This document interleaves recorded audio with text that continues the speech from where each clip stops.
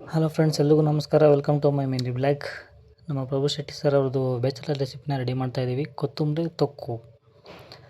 First ಎಲ್ಲ ಕೊತ್ತಂಬರಿ ಸೊಪ್ಪು ತಂದುಬಿಟ್ಟು ಫ್ರೈ ಮಾಡ್ತಾಯಿದ್ದೀವಿ. ಫಸ್ಟ್ ಫ್ರೈ ಮಾಡಿಬಿಟ್ಟು ಆಮೇಲೆ ಅದನ್ನ ಸ್ವಲ್ಪ ಸೈಡಿಗೆ ಎತ್ತಿಟ್ಕೊಬೇಕು.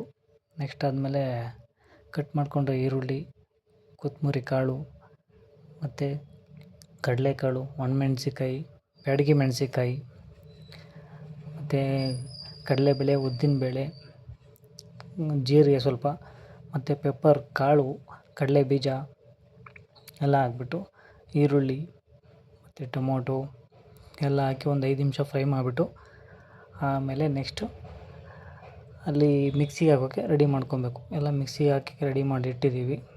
ಒಂದು 2-3 ರೌಂಡ್ ಮಿಕ್ಸಿಗೆ ಹಾಕಿದ್ದೀವಿ.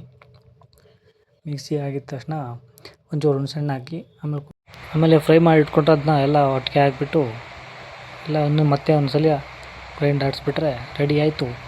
ಲೈಕ್ ಮಾಡಿ, ಸಬ್ಸ್ಕ್ರೈಬ್ ಮಾಡಿ.